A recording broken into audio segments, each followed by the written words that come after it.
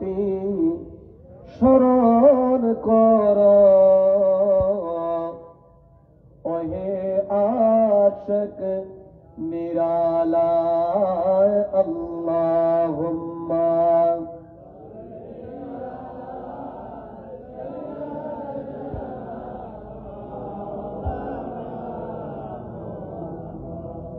ওয়ালা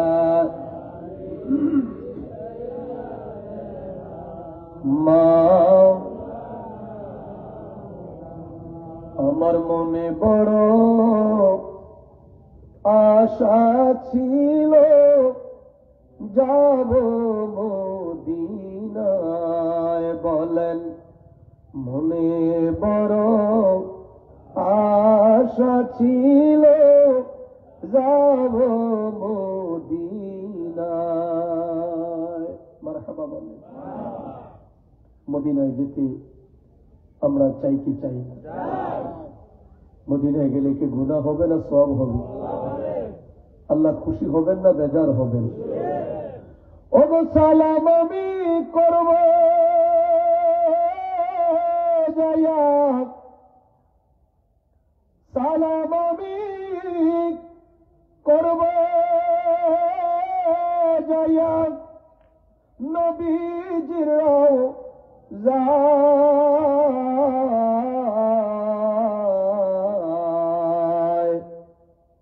মনে বড় আশা ছিল যাব মদিনায় বলেন মনে বড়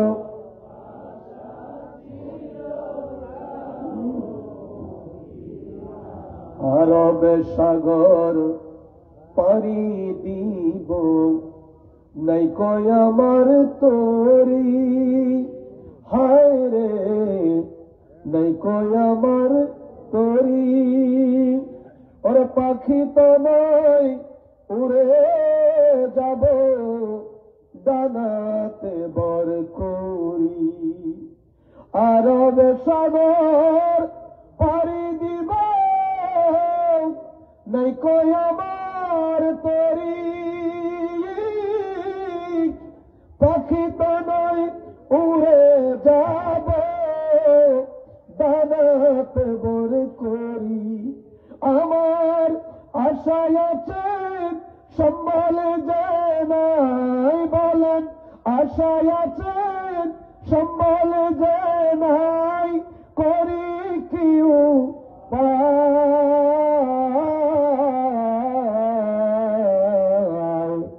মনে বড় জবান খোলে বলেন মনে বড়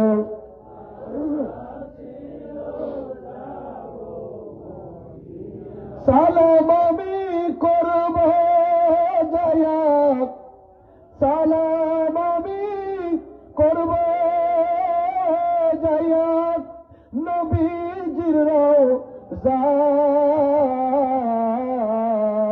রওজায় মনে বড় আশা ছিল যাব মদিনায় বলেন মনে বড় যাব লা ইলাহা জোড়ে লা লা ইলাহা জোড়ে লা ইলাহা লা ইলাহা লা ইলাহা حسبي ربي جل الله ما في جور حسبي ربي حق ما في قلبي نور محمد ولا نور محمد اور لا إله إلا الله لا إله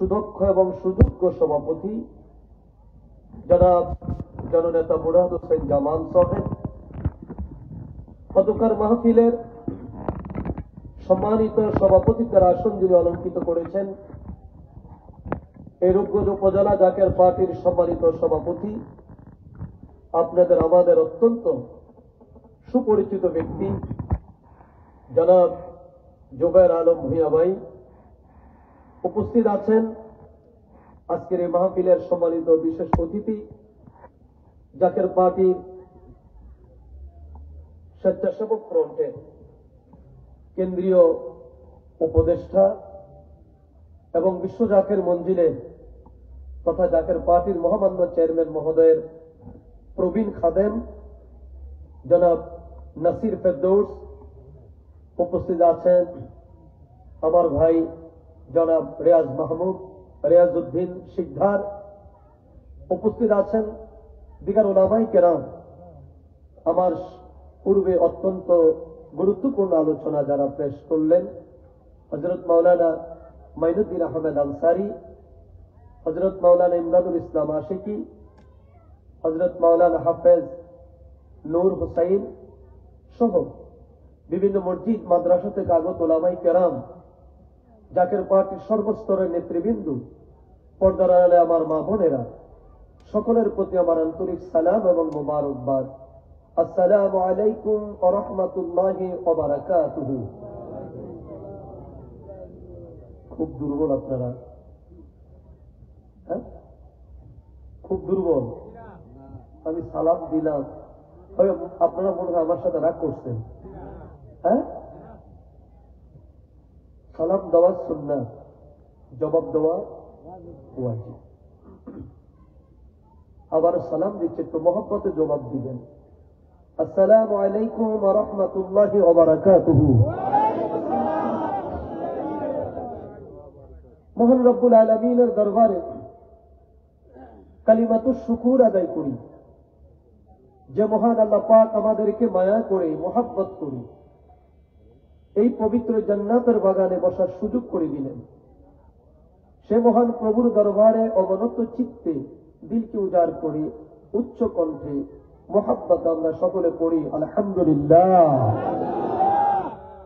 দুরূদ ও সালাম সে নবী পাকের দরবারে যিনি নবীদের নবী, বিশ্বজাহানের নবী, কুল কায়নাতের নবী, সৈয়দুল আম্বিয়া, নবিউল আম্বিয়া, ইমামুল মুরসালিন, খাতামুন নবিয়িন, শামসুল হিদা, বদরুদ্দুজা, নূরুন আলা নূর, নবী মুহাম্মাদুর রাসূলুল্লাহ সাল্লাল্লাহু আলাইহি ওয়াসাল্লামের দরবারে লক্ষ কোটি কদম বসে আরজ করি, আমার কিবলা জান হুজুর পাকের নুরানি কদম মোবারকে কদম বসে আরজ করি, কিবলা জান হুজুর পাকের আধ্যাত্মিক উত্তরাধিকার আমাদের মাথার তাজ মহামান্য পীরজাদা আলহাজ হযরত খাজা মিয়া ভাইজান মুজাদ্দিদি সাহেবের পবিত্র কদম মোবারকে কদম বসে আরজ করি, কিবলা জান হুজুর পাকের আধ্যাত্মিক উত্তরাধিকার হিজবুল্লাহর ইমাম, জাকের পার্টির মহামান্য চেয়ারম্যান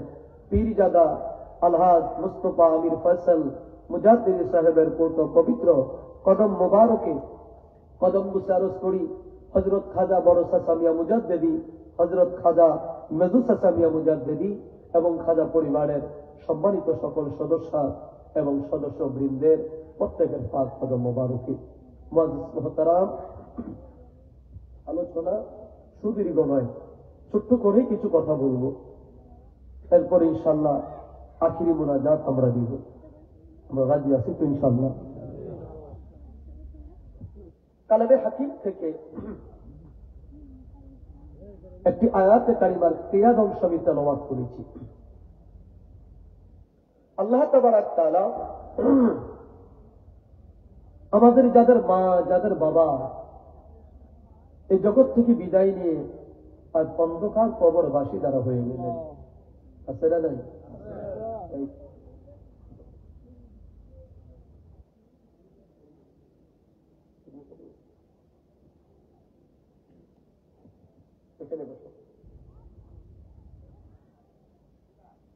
আমাদের মা এবং বাবা যারা অন্ধকার কবরে চলে গেলেন, আজকে এখানে আলামিন ভাইয়ের আব্বা এবং আম্মা দুজনে তারা জগতে নেই, অন্ধকার কবরে চলে গেলেন। সুস্বাদু করে আজকে এই মাহফিলে তাবারক পাক করা হয়েছে, হরেক রকম খাবারের আয়োজন করা হয়েছে। বলুন, আজকে আলামিন ভাইয়ের আব্বা এবং আম্মা তারা কি আলামিন ভাইয়ের কাছে গোশ পোলাও চায়? কথা বলেন না? এদিকে যাও, আবার এগিয়ে যাও।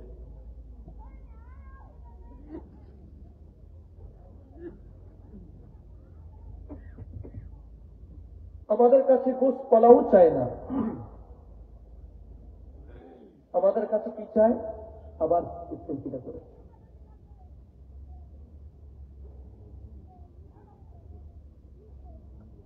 আমাদের কাছে আজকে ভালো খাবার চাই না, আমাদের কাছে কি চায়? আমাদের কাছে চাই দোয়া। জবান খুলে বলেন, কি চায়? আর একটু মহব্বতে দোয়া। তো দোয়া সম্পর্কে গত পরশুদিন গাজী ব্রিজের ঢালে নাতিদিরও আলোচনা করেছি। দোয়া এমন এক জিনিস, দোয়া এমন এক ইবাদত যে দোয়ার কারণে আল্লাহ বান্দার ভাগ্যের পরিবর্তন করে দেয়। দোয়ার কারণে আল্লাহ পাক জাহান্নামীকে জান্নাতি বানিয়ে দেয়। আল্লাহু আকবার বলেন। আমাদের মা বাবা চলে গেলেন যারা, স্বয়ং আমার আল্লাহ আমাদেরকে দোয়া শিখিয়ে দিলেন। কি দোয়া? বিসমিল্লাহির রহমানির রহিম রব্বিরহামহুমা কামা রব্বায়ানি সগীরা। আল্লাহ বলে, বান্দা তোমাদের মা বাবার জন্য তোমরা দোয়া করো। কি দোয়া করবে? হে পরওয়ার, আমাদের মা বাবা যেমনি ভাবে আমাদেরকে আমাদের ছোটবেলায় লালন পালন করেছেন, মারহাবা বলেন, লালন পালন করেছেন, আমরা মাকে কষ্ট দিয়েছি। মা এই শীতকালে, এখন তো লেপটোসব কম্বলের অভাব নেই, জাজিমের অভাব নেই, কথা বলেন না? কত কিছুই না আছে। আজ থেকে বেশি দূর না, আজ থেকে 10 বছর আগে এই ফিতুলগঞ্জ কয়জনের ঘরে লেপ ছিল? কয়জনের ঘরে তোষক ছিল? কয়জনের ঘরে ভালো কম্বল ছিল? ছিল হাতে গোনা কিছু মানুষের ঘরে ছিল। আর বাকি সব মানুষগুলোই মায়েরা পুরান কাপড়গুলো দিয়ে কাঁথা সিলাই করে। এখন তো প্রত্যেকের ঘরে 1 লক্ষ 1.5 লক্ষ টাকার খাট পর্যন্ত মানুষ ব্যবহার করে। কিন্তু আজ থেকে 10-15 বছর আগে এই পিতলগঞ্জে কয়জনের ঘরে খাট ছিল? অনেক মানুষের ঘরে খাট ছিল না। শীতকালে এই কনকনে শীতে মাটির মধ্যে খের বিছাইয়া, এরপর উপরে মা কাঁথা বিছাইয়া আমাদেরকে শোয়া দিতেন। কথা বলেন না?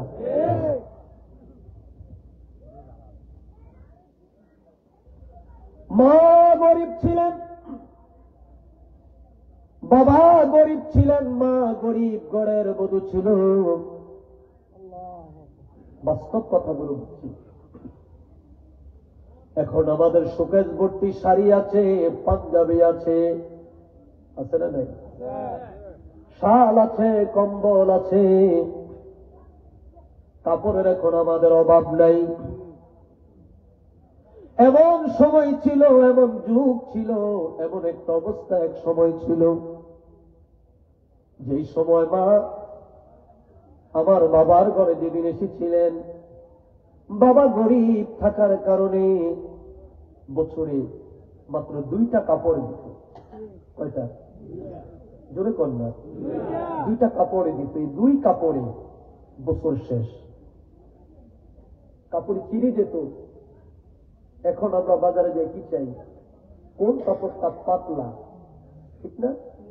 আর আজ থেকে 10 বছর আগে মুরব্বীরা যখন বাজারে দেখতো কোন কাপড়টা মোটা, তখন চিন্তা ছিল মোটা মানে টিকবে বেশি।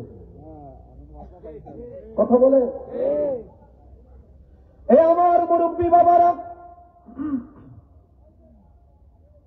মোটা দেখে মায়ের জন্য কাপড় নিয়ে আসতো।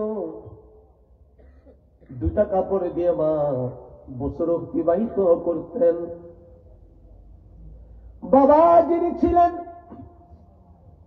যেই বাবা আজকে আমাদেরকে বাড়ি গাড়ি অট্টালিকা দিয়ে আজ বাবা অন্ধকার কবরে চলে গেলেন, কোটি টাকার সম্পদ দিয়ে বাবা আজ কবরে চলে গেলেন। ওই বাবা বছর দুইটা মাত্র লুঙ্গি কিনতেন। কেমন লুঙ্গি? ওই যে বললাম মোটা মোটা লুঙ্গি গুলো দেখে লুঙ্গি কেনা হতো। চিড়ে যাওয়ার পরে সেলাই করতে গেলে 2 টাকা 5 টাকা লাগবে, এই জন্য সেলাই করতো না।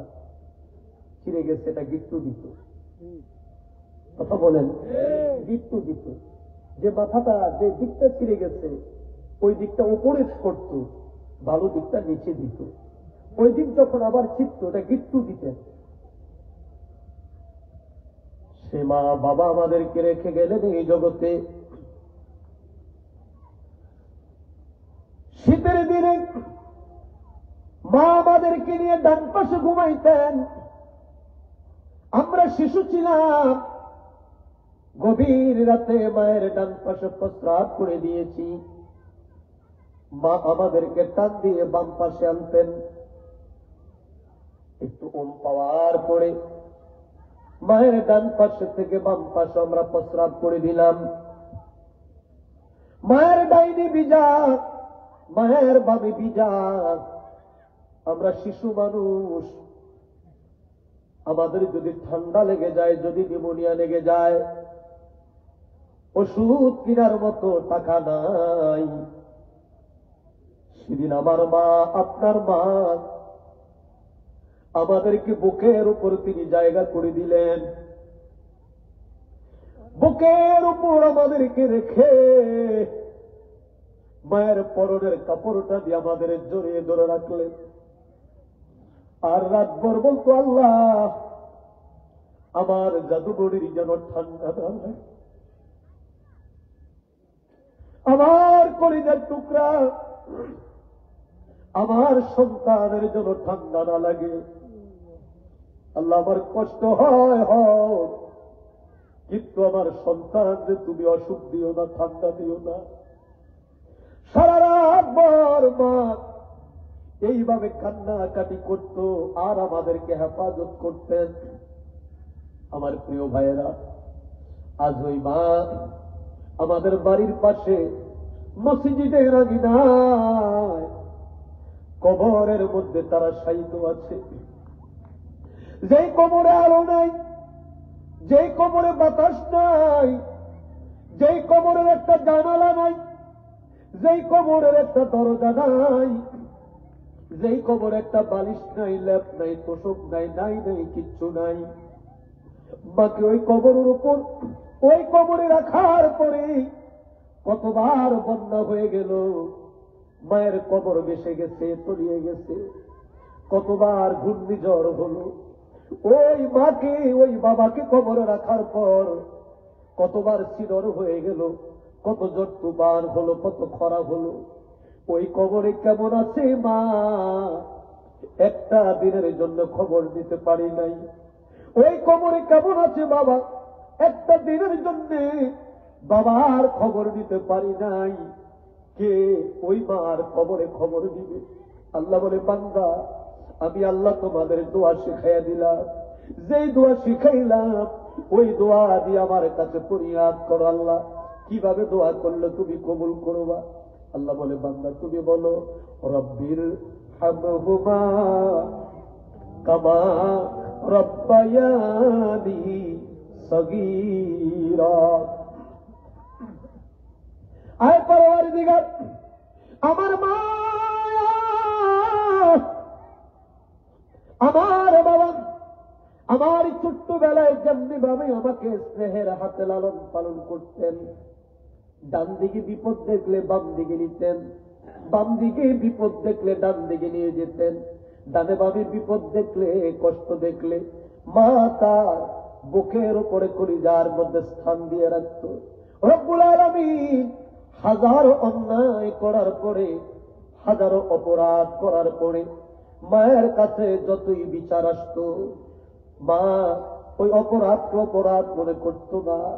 মা বলে ডাক দিলে মা সব কষ্টগুলো ভুলে যেত। আজকে তোমার দরবারে আমরা ফরিয়াদ করি গো আল্লাহ, তোমার রহমতের হাতে ওইভাবে অন্ধকার কবরে আমার মা বাবার তুমি লালন পালন করিও।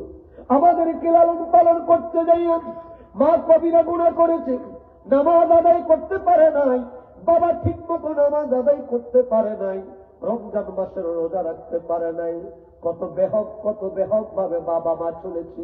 আল্লাহ শুধুমাত্র আমাদেরকে একটু ভালো রাখার জন্য কত অন্যায় না তারা করেছে।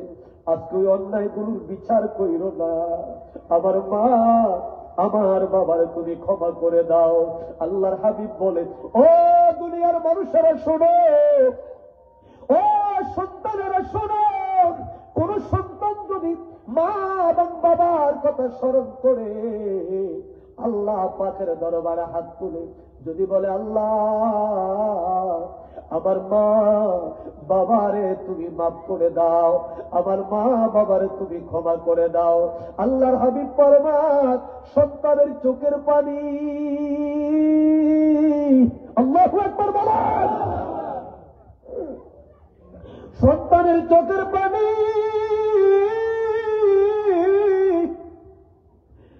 নাকের ডুগায় আসার আগে আগে আগে আগে আমার আল্লাহ পাক মা বাবার কবরের আযাব তিনি মাফ করে দেয়।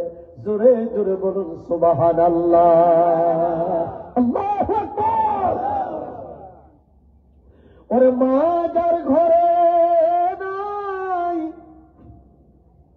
তার মতো অবাগা নাই, বলেন মা যার ঘরে নাই তার মতো অবাগা নাই, জান্নাতের চাবি আমার মা। এই বাবারা বলেন না, মায়ের কথা মনে পড়ে না? জান্নাতের চাবি আমার মা, বলেন মা গো, জান্নাতের চাবি আমার। মায়ের এক ফোঁটা দুধের দাম কাটিয়া গায়ের চাপ, আল্লাহু আকবার। মায়ের এক ফোঁটা দুধের দাম কাটিয়া গায়ের চাপ, জুতা বানায়া দিলে সুদ হবে না। আমার মা মা গো, জান্নাতের চাবি আমার মা, বলেন মা গো, জান্নাতের চাবি আমার মা। আল্লাহু আকবার বলেন। ওই মা খুশি, আবার আল্লাহ খুশি। সুবহানাল্লাহ বলেন। কে খুশি? কে? একটু জোরে বলেন না, কে? আর মার মনে কষ্ট দিয়ে, মায়ের মনে ব্যথা দিয়ে খানে কাবার যদি ইমামতির দায়িত্ব পান কোনো লাভ হবে না। কথা বলেন, কোনো লাভ? আরো জোরে, কোনো লাভ?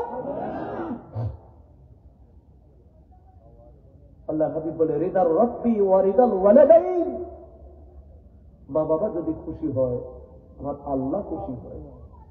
মারহাবা, মারহাবা বলেন। মা বাবা যদি বেজার হয়ে যায় আমার আল্লাহ বেজার হয়ে যায়।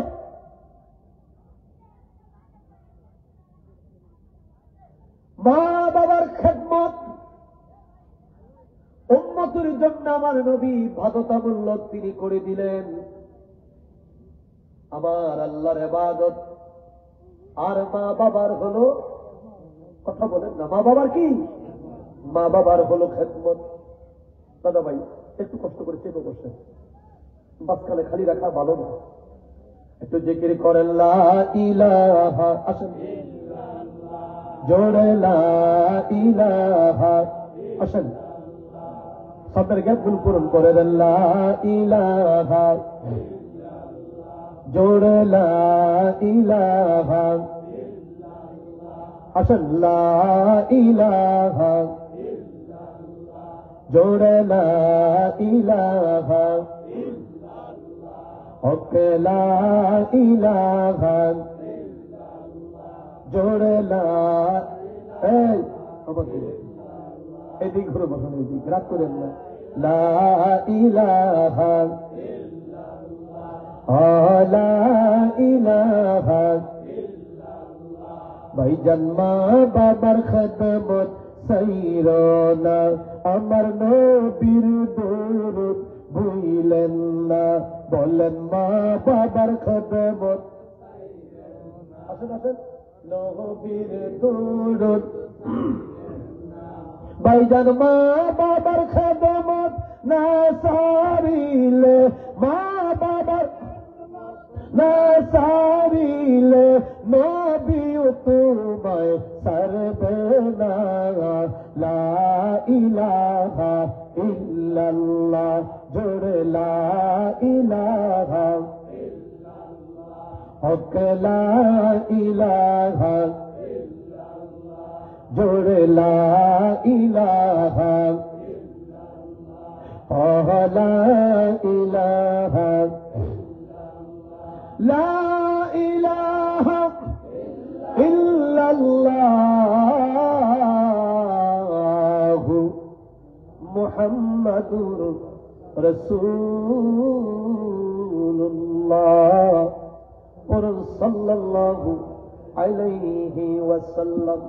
জবান খুলে বলুন মারহাবা, আর জোরে বলুন আল্লাহু আকবার, বলেন ইয়া রাসূলুল্লাহ।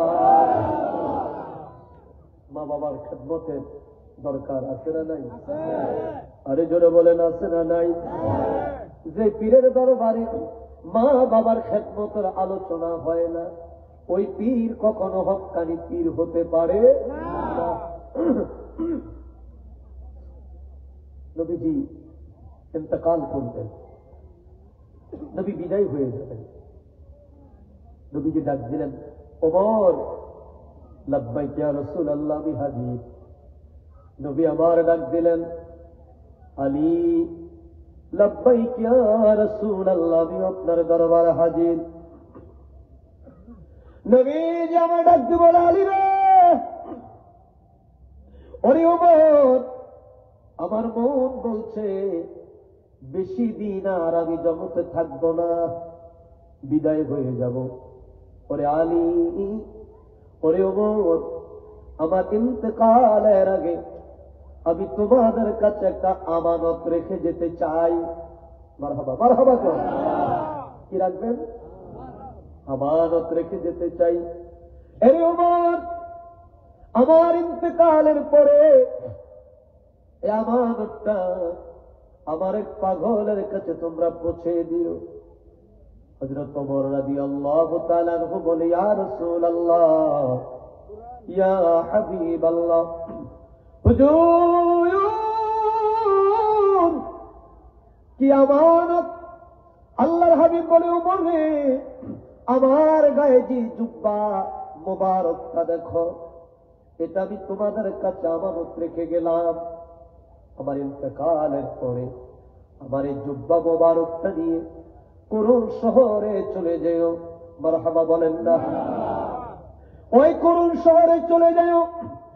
ওই করুণ শহরে আমার একজন পাগল আছে রে, আমার একজন পাগল আছে।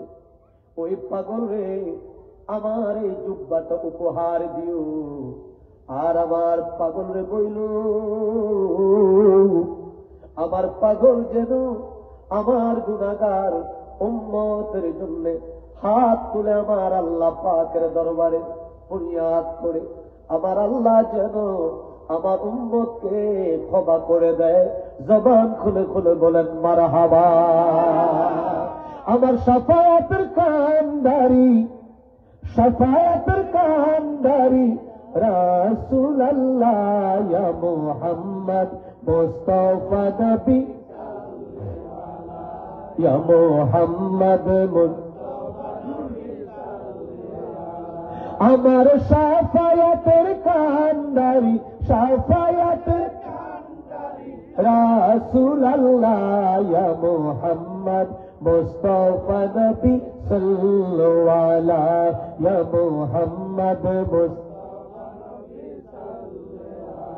ওরে আল্লাহর খাসে নূরে তৈয়ার যিনি আমি গায়েবের খবর যার মুখে শুনি আল্লাহর খাসে নূরে তৈয়ার যিনি আমি গায়েবের খবর যার মুখে শুনি দুসরা কোনো মাবুদ নাই এক আল্লাহ বলে দুসরা কোনো এক আল্লাহ ইয়া মুহাম্মদ মুস্তাফা নবী সাল্লাল্লাহু আলাইহি ইয়া মুহাম্মদ মুস্তাফা নবী সাল্লাল্লাহু আলাইহি আমার শাফায়াতের কান্ডারি শাফায়াতের কান্ডারি রাসূলুল্লাহ বলে শাফায়াতের কান্ডারি রাসূলুল্লাহ ইয়া মুহাম্মদ মুস্তাফা নবী সাল্লাল্লাহু আলাইহি ইয়া মুহাম্মদ মুস্তাফা নবী সাল্লাল্লাহু আলাইহি নবী আমার পাগল রে বইল আমার পাগল যেন আমার গুনাহগার উম্মতের জন্য হাত তুলে যেন দোয়া করে মারহাবা মারহাবা এই পৃথিবীতে জানি না আমার নবী আসলাম নবী কাঁদলেন উম্মতি 63 বছর জীবন আমার নবী কাঁদেন উম্মতি এখন নবী বিদায় হয়ে যাবে নবী তখনও কাঁদেন উম্মতি রওজা মুবারকে আমার নবী এখনো গুনগুন গুনগুন করে আমার নবী কাঁদে উম্মতি হাসরের ময়দান যখন শুরু হয়ে যাবে আমার নবী হাসরের ময়দানে আল্লাহ পাকের আরশে আজিমের নিচে সিজদায় পড়ে তিনি কাঁদবেন ইয়া রাব্বি হাবিলি উম্মতি উম্মতি উম্মতি আমার নবীকে আমার আল্লাহ পাক জান্নাতে যাওয়ার অনুমতি দিবেন সব নবীরা জান্নাতের দরজায় চলে যাবেন আমার নবী জান্নাত নয় আমার নবী দাঁড়িয়ে থাকবেন জাহান্নামের দরজায় জাহান্নামের দরজায় দাঁড়িয়ে আমার আল্লাহর নবী ডাক দিয়ে বলবে আল্লাহ আমার উম্মত আমার উম্মত আমার উম্মত আমার উম্মত নবী তখনও কাঁদবেন উম্মতি যতক্ষণ পর্যন্ত আমার নবী একজন উম্মত জাহান্নামের মধ্যে থাকবে আল্লাহর নবী বলে ততক্ষণ পর্যন্ত আমি নবী রহমাতাল লিল আলামিন আল্লাহ পাকের জান্নাতের মধ্যে আমি নবী প্রবেশ করব না আমি নবী জান্নাতে প্রবেশ করব না এখানে একটি মজার বিষয় আছে শুনেন আর আমার নবী বলে ইন্নাল জান্নাতা হুররিমাত আলাল আম্বিয়া হাত্তা তাদখুলাহা আল্লাহু আকবার নবী উম্মতরা শোনো শোনো শোনো আমি নবী যতক্ষণ পর্যন্ত আল্লাহর জান্নাতের মধ্যে প্রবেশ না করি আমি নবী যতক্ষণ পর্যন্ত আল্লাহর জান্নাতের মধ্যে কদম না রাখি ততক্ষণ পর্যন্ত কোন নবী কোন রাসূল কোন পয়গম্বর আল্লাহ পাকের জান্নাতের মধ্যে তারা প্রবেশ করতে পারবে না হুররিমাত আমার আল্লাহ হারাম করে দিয়েছেন আমার আল্লাহ নিষেধ করে দিয়েছেন তারা জান্নাতের ভিতরে ঢুকতে পারবে না নবী থাকবে জাহান্নামের দরজায় উম্মতের জন্য নবী কাঁদবে সব নবীরা থাকবে জান্নাতের দরজায় আমার আল্লাহ জান্নাতের দরজা খুলবেন না জান্নাতের উদ্বোধন করবেন আপনার নবী আমার নবী রহমাতাল লিল আলামিন জবান খুলে বলেন মারহাবা আরো জোরে বলেন আল্লাহু আকবার ওই নবী আমরা চাই কি চাই না আরে জোরে বলুন চাই কি না ওই নবীর দরকার আছে না নাই আজকে সমাজ বলেন রাষ্ট্র বলেন বিশ্ব বলেন আর যাই বলেন না কেন, আজকে যত সংস্কারের স্লোগানে দেওয়া হয় না কেন, পৃথিবীর কোন সংস্কারকারী সংস্কার করা সম্ভব হবে না, পরিপূর্ণতা লাভ করতে পারবে না যতক্ষণ পর্যন্ত আমার নবী, আপনার নবী রহমাতাল লিল আলামিনের আদর্শ বাস্তবায়ন না হবে। আমার আল্লাহ বলে দিয়েছেন, বিসমিল্লাহির রহমানির রহিম।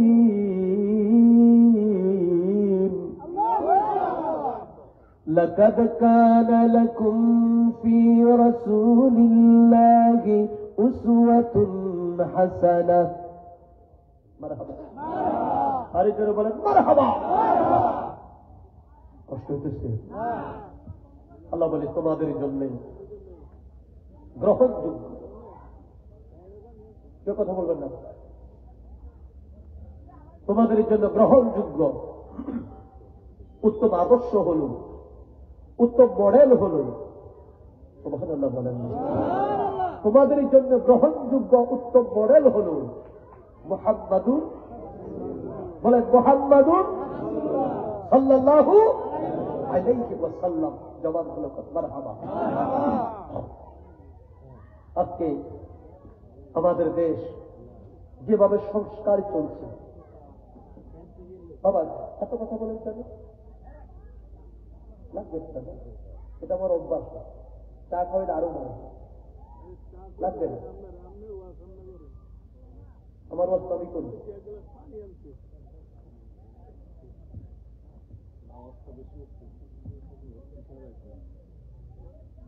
গভীর মনোযোগ। পরিবর্তন পরিবর্তন তিনি করতে পারেন যিনি নিজকে পরিবর্তন করেছেন। কথা বোঝেন নাই? যিনি নিজকে পরিবর্তন করেছেন। আগে নিজের আত্মশুদ্ধি করতে হবে, আগে নিজের পরিবর্তন আনতে হবে। নিজের পরিবর্তন না এনে কখনো সমাজ পরিবর্তন হয় না, কখনো রাষ্ট্র পরিবর্তন হয় না।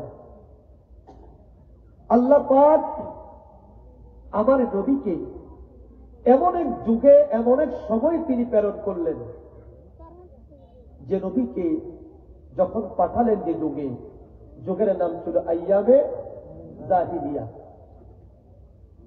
আইয়ামে জাহিলিয়াত মূর্খতার যুগ, অন্ধকার যুগ, বর্বরতার যুগ।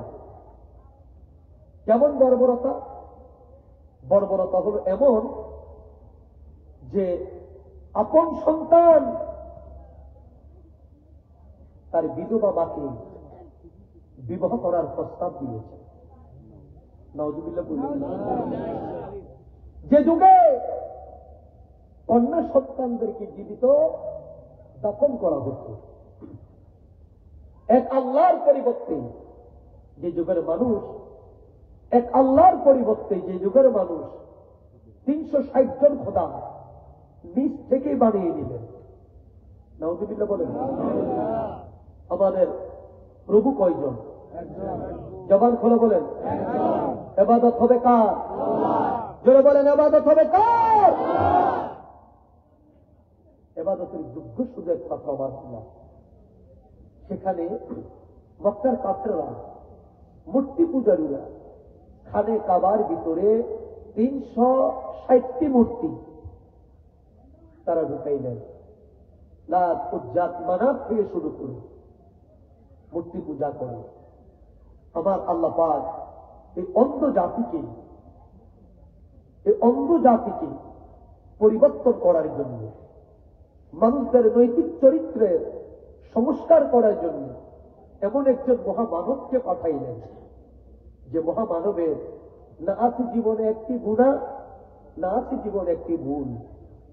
গুনাহ থেকে, ভুল থেকে, পাপাচার থেকে, মিথ্যা থেকে সম্পূর্ণরূপে পূত পবিত্র করে আল্লাহ পাক যাকে প্রেরণ করলেন, তিনি হলেন আপনার নবী, আমার নবী, রহমাতাল লিল, জোরে রহমাতাল লিল। মডেল বানাইলেন আমার নবী। এখন বলেন, সংস্কার যে চলছে, সংস্কার ভালো, মডেলটা কি? কোন দেশের আদলে সংস্কার হচ্ছে? কোন দেশকে অনুসরণ করা হচ্ছে? কোন দেশের নমুনা নিয়ে দেশ সংস্কার হচ্ছে? বলতে পারবেন? বলতে পারতেন না। কারণ যারা সংস্কারের দায়িত্ব নিয়েছে তিনারা নিজেরাও জানে না কি যে করছেন। আমি বলবো, সংস্কার যদি করতে হয় আগে একটি মডেল সামনে দাঁড় করাতে হবে। কথা বলেন। বিভিন্ন ডেভেলপার কোম্পানি যান, দেখবেন একটি জায়গা একটি বহুতল ভবন করার আগে সেখানে তারা একটি বিশাল ডিজাইন তৈরি করে এখানে উপস্থাপন করে সেখানে হট লাইন অর্থাৎ টেলিফোন নাম্বার দিয়ে দেয়। আমরা এই বহুতল ভবন করছি, এই বহুতল ভবনে আপনারা ফ্ল্যাট ক্রয় করতে পারেন। আমাদের বিল্ডিং এর ডিজাইন হবে এই স্কোয়ার, এতটা বেডরুম, এই ড্রয়িং রুম, এত স্কোয়ার হবে পাকঘর, এত স্কোয়ার হবে ওয়াশরুম, বারান্দা এত, ব্যালকনি এত। এইভাবে একটা ডিজাইন তৈরি করে উপস্থাপন করতে হয়। বলবেন বিল্ডিং এর সাথে রাষ্ট্রের কি সংযোগ? আমি বলবো, একটি ঘর আমার সংসার, এটা একটি রাষ্ট্র। কথা বলেন। আমার ছোট্ট একটি ঘর, আপনার এক ছেলে এক মেয়ে, আপনার একজন বিবি, এই 4 জনের একটি ঘর মানে একটি রাষ্ট্র। একটি রাষ্ট্রের মধ্যে যা লাগে 4 জনের পরিবারও তা লাগে। কথা বলেন। একটি রাষ্ট্র পরিচালনা যাহা কিছু লাগে, একটি ঘর পরিচালক যিনি, তারও তাহা সবকিছু লাগে। এমন কিছু নাই যেটা রাষ্ট্রের লাগে আমার লাগে না। বিদ্যুৎ রাষ্ট্রের লাগে, আমারও লাগে। চাউল রাষ্ট্রের লাগে, আমারও লাগে। তেল রাষ্ট্রের লাগে, আমারও লাগে।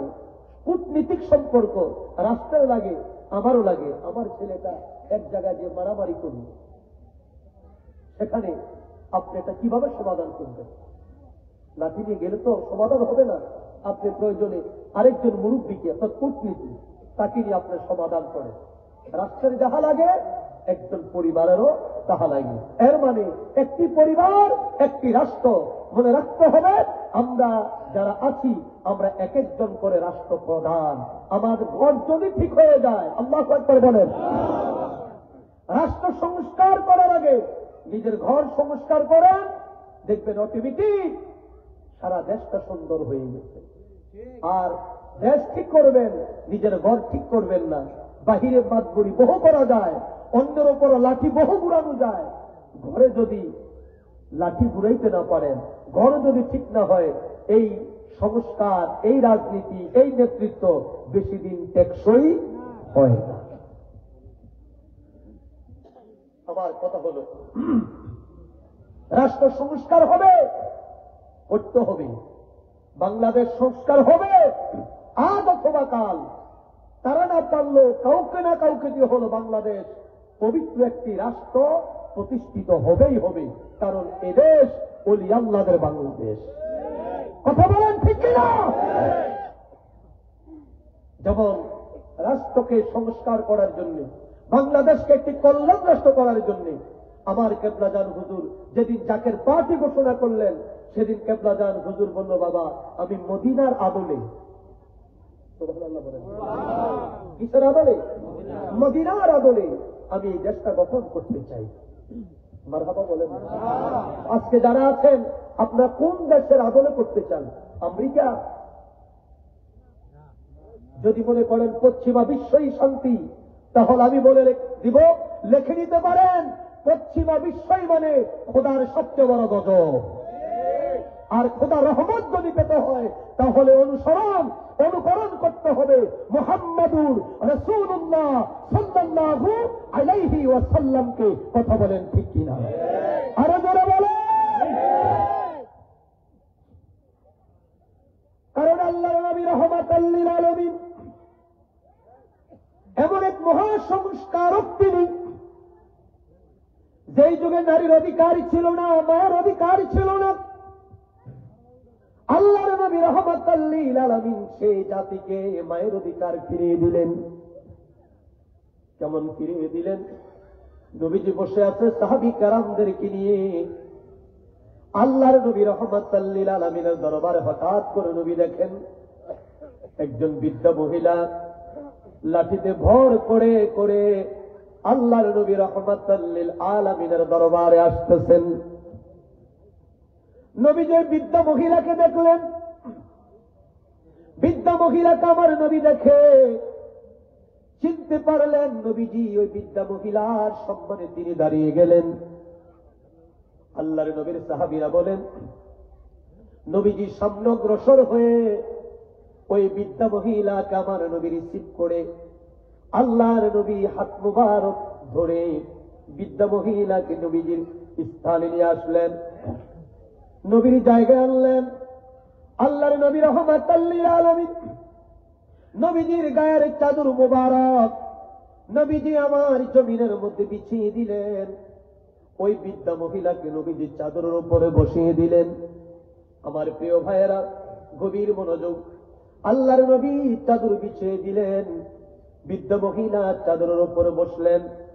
কি যেন নবী আমার গুনগুন গুনগুন গুনগুন করে বলছেন। আল্লাহর নবী তার কথাগুলো শুনতে পাচ্ছেন, নবীও কথা বলে, ওই বৃদ্ধা মহিলাও কথা বলে। এক পর্যায়ে আল্লাহর নবী রাহমাতাল লিল আলামিন তিনি কেঁদে দিলেন, নবী আমার কেঁদে দিলেন। আমার প্রিয় ভাইয়েরা, বন্ধুরা, বৃদ্ধা মহিলার সাথে কথোপকথন শেষ। এবার বৃদ্ধা মহিলা দাঁড়িয়ে যায়, আল্লাহর নবী রাহমাতাল লিল আলামিন তিনিও দাঁড়িয়ে যায়। মারহাবা বলেন না? বৃদ্ধা মহিলা বিদায় নিয়ে যান, আল্লাহর নবী দাঁড়িয়ে আছে। যতক্ষণ পর্যন্ত বৃদ্ধা মহিলাকে দেখা যায় ততক্ষণ পর্যন্ত আমার নবীজি জমিনের মধ্যে তিনি তাশরীফ নেন না, আমার নবী বসেন না, নবী দাঁড়িয়ে আছে। সাহাবী কেরাম বলে বৃদ্ধা মহিলা চলে গেলেন, আল্লাহর নবী এবার তিনি বসে পড়লেন। সাহাবীদের মধ্যে একজন দাঁড়িয়ে বলে, ফিদাকা আবি উম্মি ইয়া রাসূলুল্লাহ ইয়া হাবিবাল্লাহ, নবীজি গো আমার, কে গো এই ভাগ্যবতী মহিলা যার ইজ্জতি দুজাহানের পয়গম্বর দাঁড়িয়ে যায়, যার সম্মানে দুজাহানের পয়গম্বর নবী রাহমাতাল লিল আলামিন নিজের গায়ের চাদর মুবারক খানা বিছিয়ে দেয়। ইয়া রাসূলুল্লাহ, কে এই ভাগ্যবতী মহিলা? আমরা তার পরিচয় জানতে চাই। নবী ডাকতে বলে, সাহাবীরা রে, ও সাহাবীরা, তোমরা কি তাকে চিনো না? ইয়া রাসূলুল্লাহ, না না, আমরা তাকে চিনি না। নবী বলো, সাহাবীরা, তিনি আর কেউ নয়, তিনি হলো আমার দুধমা হযরত হালিমাতুস সাদিয়া রাদিয়াল্লাহু তাআলা আনহা। জবান খুলে বলেন মারহাবা। আল্লাহু আকবার। তিনি হলো আমার দুধমা হযরত হালিমাতুস সাদিয়া রাদিয়াল্লাহু তাআলা আনহা। সাহাবীরা কো, হুজুর আপনার দুধমা কি বললেন, কি জানলেন, আপনি কি বললেন? আমরা তো কিছুই শুনি নাই। ওদিকে সাহাবীরা, আমার মা এসে বলল, বাবা মুহাম্মদ সাল্লাল্লাহু আলাইহি ওয়াসাল্লাম, আপনি যে আল্লাহর পয়গম্বর, আপনি যে আল্লাহর নবী, এটা এখন না, আমি যেদিন আপনাকে সর্বপ্রথম কোলে নিয়েছিলাম, আপনার মা হযরতে আমেনা যেদিন সর্বপ্রথম আপনাকে আমার কোলে তুলে দিয়েছিলেন, আমি সেদিনে বুঝতে পেরেছি আপনি সাধারণ কোন মানব নয়, আপনি নিশ্চয়ই আল্লাহ পাকের প্রেরিত মহামানব। আল্লাহু আকবার, আল্লাহু আকবার। যে বাবা, আপনাকে কোলে নেওয়ার পূর্বে আমার বুকের স্তনে দুধ ছিল না, আমার পুত্র আব্দুল্লাহ পেট ভরে দুধ খেতে পারত না, কিন্তু আপনাকে কোলে নেওয়ার সাথে সাথে আমার স্তনগুলো দুধে দুধে ভরে গেছে। মারহাবা, মারহাবা বলেন। বাবা মুহাম্মদ,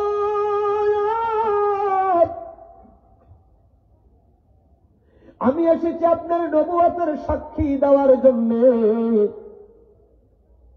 আর এসেছি আপনাকে একটা প্রশ্ন করার জন্যে। নবুয়তের সাক্ষী দিলাম, আশহাদু আল্লা ইলাহা ইল্লাল্লাহু ওয়া আশহাদু আন্না মুহাম্মাদান আবদুহু ওয়া রাসূলুহু। মারহাবা মারহাবা। নবুয়তের সাক্ষী দিলাম, আরেকটি প্রশ্ন নিয়ে আসলাম। নবী বলে, মা কি প্রশ্ন? বাবা, আমি আপনাকে সর্বপ্রথম যেদিন করে নিলাম, আপনি দীর্ঘ প্রায় 2 বছর আমার স্তনের দুধ পান করেছিলেন। প্রথম যেদিন করে নিলাম, সর্বপ্রথম আপনি আমার ডাইন স্তনের মধ্যে মুখ লাগিয়েছিলেন, জবান লাগিয়েছিলেন। আপনি আমার ডাইন স্তনের দুধ পান করেছিলেন। বাবা, সেদিন থেকে শুরু করে দীর্ঘ প্রায় 2 বছর আমার বুকের দুধ আপনি পান করেছিলেন। এই 2 বছরের মধ্যে কত চেষ্টা করলাম আমার বাম স্তনটা একটু পান করানোর জন্য, আপনাকে কত জোরাজোরি করলাম, কত চেষ্টা করলাম, কিন্তু কোনদিন আপনি আমার বাম স্তনের মধ্যে আপনার পবিত্র জবান আপনি লাগান নাই, বাম স্তনের দুধ আপনি আমার পান করেন নাই। বাবা মুহাম্মদ সাল্লাল্লাহু আলাইহি ওয়াসাল্লাম, আমি আপনার কাছে জানতে চাই, আমার ডান স্তনের দুধ আপনি পান করলেন, কিন্তু আমার বাম স্তনের দুধ আপনি কেন পান করলেন না? তার হাকিকত আমি জানার জন্য এসেছি, তার জবাব আমি চাওয়ার জন্য এসেছি। নবী আমার একটা মুস্কি হাসি দিলেন। আরে জোরে জোরে।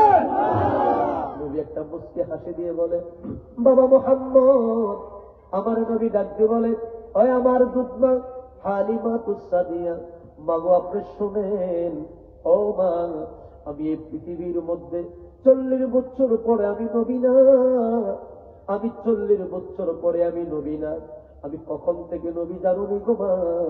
আমার আল্লাহ যখন আরশ বানায় নাই, আমার আল্লাহ যখন কলম বানায় নাই, আমার আল্লাহ যখন জান্নাত বানায় নাই, আমার আল্লাহ যখন জাহান্নাম বানায় নাই, আমার আল্লাহ যখন আদম বানায় নাই, আমার আল্লাহ যখন হাওয়া বানায় নাই, আমার আল্লাহ যখন আকাশ বানায় নাই, আমার আল্লাহ যখন জমিন বানায় নাই, হাদিসে পাকের মধ্যে এসেছে, কুনতু নবী আদম বাইনাল মাই ওয়াত তিন, যখন আদম আলাইহিস সালাতু ওয়াস সালামের মাটির অংশে মাটিতে, আদম আলাইহিস সালাতু ওয়াস সালামের পানির অংশে পানিতে, এর মানে এখনো আদম বানানোর খামির তৈয়ার হয় নাই, এখনো মাটির সাথে পানির মিলন হয় নাই। আল্লাহর নবী রাহমাতাল লিল আলামিন বলে, ও মা, তখন আমি আল্লাহ পাকের দরবারে নবী হিসাবে রয়েছি, নবী হিসাবে আমি ছিলাম। জবান খুলে বলেন মারহাবা, আল্লাহু আকবার। বুঝতেছেন? তখন আমি কি নবী। এখন আমার দেশে অনেকে আছে নবীর নবুয়ত প্রকাশের পরে 23 বছর মানতে চায়, কোরআন না দিলে 23 বছর মানতে চায়, বাকি 40 বছর খেতাব করতে চায়। আমি বলতে চাই আপনাদের কাছে, আমার নবীর জীবনে মিথ্যা বলেছেন? আমার নবীকে মক্কার কাফেররা একটা লকব দিয়েছিল। আল্লাহু আকবার বলেন। তারা মক্কার কাফেররা আমার নবীর লকব দেয়, আমার নবীরে ডিগ্রি প্রদান করে। কোন ডিগ্রি? আমার নবী হলো আল-আমিন। সুবহানাল্লাহ বলেন। এটা কি নবুয়তের আগে না পরে? কথা বলেন, 40 বছরের আগে না পরে? 40 বছরের আগে নবুয়ত প্রকাশের নবীকে আল-আমিন বলে উপাধি দিলেন। এর মানে মক্কার কাফেররা পর্যন্ত স্বীকৃতি দিয়েছেন আমার নবী জীবনে কখনো ভুল, অন্যায়, মিথ্যা, পাপাচারে আমার নবী কখনো লিপ্ত ছিলেন না। তাহলে আমরা নবীকে মানব 23 বছর না 63 বছর? জোরে কয় বছর? আরো জোরে কত বছর? নবী ডাকতে বলে, মা, আপনি যখন আমাকে কোলে নিয়েছেন, আমার আল্লাহ পাক আমাকে জানিয়ে দিলেন, হাবিব, যার কোলে গিয়েছেন, যার স্তনের দুধ পান করবেন, ওই হালিমার আরেকজন সন্তান আছে। সুবহানাল্লাহ। হালিমার আরেকজন কি সন্তান আছে, সেও দুধ পান করে। ওমা আমার আল্লাহ আমাকে জানিয়ে দিয়েছেন। জানানোর সঙ্গে সঙ্গে আমি মুহাম্মদ সাল্লাল্লাহু আলাইহি ওয়াসাল্লাম ইনসাফ প্রতিষ্ঠা করলাম। শিশুকালে দুধ পান অবস্থায় আমি হক আদায় করলাম, আমি ইনসাফ প্রতিষ্ঠা করলাম। আপনার সন্তান আব্দুল্লাহর জন্য বাম স্তনটা আমি রেখে দিলাম, আর আমি মুহাম্মদ সাল্লাল্লাহু আলাইহি ওয়াসাল্লাম আপনার ডাইন স্তনটা আমি বেছে নিলাম। আমি ইনসাফ করেছি, ভাইয়ের হক আমি আদায় করেছি। আরে জোরে, আরে জোরে, আরে জোরে। এর নাম হলো আদর্শ, এর নাম হলো মডেল। অনুসরণ যদি করতে হয় তাকেই করতে হবে। এখন তো আমাদের দেশে অবস্থা হয়েছে এমন যে ঘটক যায় পাত্রী দেখার জন্য অন্যের, সেই ঘটক এখন পাত্রী বিবাহ করে। কথা বলেন না? হুজুরের কাছে ফতোয়ার জন্য গিয়েছে গাজীপুরে, হুজুর আমার স্ত্রীকে আমি তালাক দিয়েছি, 3 তালাক দিয়েছি। হুজুর বলছেন তালাক হয়ে গেছে। হুজুর আমি তো ভুল করে ফেলেছি, আমার এত বছরের সংসার, রাগের বসে ভুলের বসে আমি তালাক 3 তালাক বলে ফেলেছি। হুজুর বলছে তালাক হয়ে গেছে। হুজুর আমার স্ত্রীকে ফিরে আনতে হলে কি করতে হবে? হুজুর বললেন শরীয়তের মাসালা, ইল্লা বিবাহ দিতে হবে, আর একটা বিবাহ দিতে হবে। বিবাহ দেওয়ার পর সেখান থেকে বিচ্ছিন্ন, আবার বিচ্ছিন্ন হওয়ার পরে আপনার স্ত্রীকে আবার আপনি পুনরায় বিয়ে করতে পারবেন। হুজুর তাহলে এখন আমি করবোটা কি? সমাধান করে দেন। হুজুর বলছে তাহলে আমার কাছে হিল্লা দেন। কথা বলছেন নাই? হুজুর বলছে তাহলে আমার কাছে হিল্লা দেন। হুজুর দিলাম আপনার কাছে হিল্লা। হুজুর কথা হলো তার সময় নাই, ঘরে যাওয়ার দরকার নাই, মসজিদে বাসর নাসর যা হওয়া মসজিদে হয়ে যায়। ঠিক তদ্রুপ এখন চলছে আমার দেশের অবস্থা। যাদেরকে সংস্কারের দায়িত্ব, মধ্যস্থতা যাদেরকে, এখন তারাই দেখি রাষ্ট্র ক্ষমতায় থাকতে চায়। তো আমরা জাকের পার্টি যারা করি, আমরা জাকের পার্টিওয়ালারা রাষ্ট্র ক্ষমতায় যাওয়ার জন্য আমরা লালায়িত নয়। রাষ্ট্র ক্ষমতায় যাওয়ার জন্য জাকের পার্টি না। কেবলাজান হুজুর বলছে বাবা তথাকথিত কোন রাজনৈতিক দলের মতো জাকের পার্টি না। জাকের পার্টি ক্ষমতা কেন্দ্রিক দল নয়, জাকের পার্টি আদর্শ কেন্দ্রিক দল। সুবহানাল্লাহ বলেন। জাকের পার্টি আদর্শ কেন্দ্রিক দল। জাকের পার্টি আদর্শ বাস্তবায়ন করতে চায়। আর তথাকথিত যারা রাজনীতিবিদ, তারা রাজনীতি করে ক্ষমতায় যে লুটে পুটে খেয়ে তারা টাকার কুবুরি হতে চায়। সুতরাং জাকের পার্টির সাথে অন্য দলের সাথে কোন প্রকার সম্পর্ক নেই। যার কারণে দীর্ঘ 53 বছর হল বাংলাদেশের স্বাধীনতার পরে জাকের পার্টি কোন রাজনৈতিক দলের সাথে লেয়াজু করে হালুয়া রুটির ভাগ নেয় নাই। কথা বলেন না? একেবারে ইনটেক, একেবারে ইনটেক। আজকে 33 বছর একেবারে ইনটেক একটি রাজনৈতিক দল, তার নাম হলো জাকের পার্টি। কারণ মাথার উপরে আঘাত করে নাই। সুদীর্ঘ 33 বছর হল এখন পর্যন্ত কোন দেশের কোন মানুষ বলতে পারবে না জাকের পার্টি এই নেতার কারণে আমার এই ক্ষতি হয়েছে, জাকের পার্টির চেয়ারম্যান মহোদয়ের বক্তৃতার কারণে দেশের এই ক্ষতি হয়েছে। এমন কথা কেউ বলতে পারে নাই, আর পারবেও না। সুদীর্ঘ প্রায় 34-35 বছর জাকের পার্টি চলছে। কারণ যেহেতু ক্ষমতায় চাই না, কারো মাথায় বাড়ি দেওয়ার প্রয়োজন আমাদের পড়ে না। ক্ষমতার মালিককে একটু জোরে বলেন। বিসমিল্লাহির রহমানির রহিম। কুল্লিল্লাহুম্মা মালিকাল মুলকি তুতিল মুলক। আল্লাহ যাকে চান ক্ষমতা দান করেন। মারহাবা। আল্লাহ যাকে চান ক্ষমতা কি দান করেন। আবার আল্লাহ যাকে চান ক্ষমতা থেকে কান ধরে বেজ্জতি করে আল্লাহ পাক নামিয়ে দেন। জাকের পার্টি সেই শক্তিকে বিশ্বাস করে, জাকের পার্টি সেই আল্লাহর ক্ষমতাকে বিশ্বাস করে। আল্লাহ যেদিন চাইবেন সেদিন জাকের পার্টিকে আটকে রাখবে, এমন কোন ক্ষমতা পৃথিবীর কারো হয় নাই। জাকের পার্টি সেদিন আল্লাহর ক্ষমতা বলেই ক্ষমতায় যাবে এবং জাকের পার্টি একটি কল্যাণ রাষ্ট্র গঠন করবে। সেই কল্যাণ রাষ্ট্রটা কেমন হবে? সেই কল্যাণ রাষ্ট্র হবে আমার নবী মদিনার রাষ্ট্রের মতো। আরো জোরে কোন রাষ্ট্রের মতো? মদিনার রাষ্ট্রের মতো। কেমন ছিল মদিনার রাষ্ট্র? আল্লাহর নবী রাহমাতাল লিল আলামিন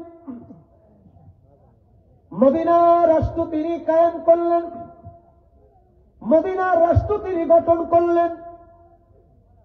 মসজিদে নববীতে আযান হয়, হায়া আলাস সালাহ। মদিনার বাজারের স্বর্ণের দোকানদার স্বর্ণের দোকানের শাটার পালাইয়া ডাবল তালা মারার চিন্তা করে না। মারহাবা বলেন না। দোকান খোলা আছে, নামাজিরা দৌড়াইয়া মসজিদে চলে গেছেন। মারহাবা বলেন না।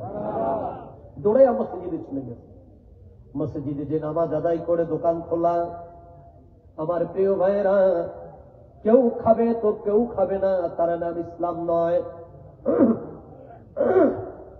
ইসলাম হলো এমন একটি ধর্ম, আল্লাহ রাব্বুল আলামিন বলে ইন্নাদ দীনা ইনদাল্লাহিল ইসলাম।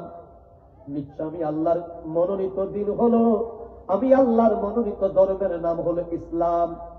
যে ইসলাম শুধু শান্তি তা না, যে ইসলাম হলো ব্যবসা, যে ইসলাম হলো তিজারাত, যে ইসলাম হলো মায়ের অধিকার, যে ইসলাম হলো বাবার অধিকার, যে ইসলাম হলো দুস্থের অধিকার, যে ইসলাম হলো গরিবার সহায়, যে ইসলাম হলো ক্ষুধার্তের মুখে অন্ন তুলে দেওয়া, যে ইসলাম হলো মানুষের অধিকার প্রতিষ্ঠা করা, যে ইসলাম হলো আল্লাহর নৈকট্য লাভ করা, ইসলাম হলো আমার আল্লাহর দিদার এলাহিতে নিয়ে যাওয়া, ইসলাম হলো আমার নবী রাহমাতাল লিল আলামিনের আদর্শ বাস্তবায়ন করা, ইসলাম হলো মানুষে সাম্য প্রতিষ্ঠা করা, ইসলাম হলো এক কথায় এই জমিনের মধ্যে যাহা কিছু কল্যাণ তারই নাম হলো ইসলাম। কথা বলেন ঠিক কিনা? আরো জোরে বলুন। যাহা কল্যাণ তাহাই ইসলাম, যাহা অকল্যাণ তাহাই হলো ইসলাম বিরোধী। কথা বুঝতেছেন? যাহা কল্যাণ তাহাই ইসলাম, যাহা অকল্যাণ তাই হল ইসলাম বিদ্বেষ। তার সাথে ইসলামের কোন ন্যূনতম সম্পর্ক নেই। আল্লাহর নবী রাহমাতাল লিল আলামিন ডাকতে বলে, সাহাবীরা,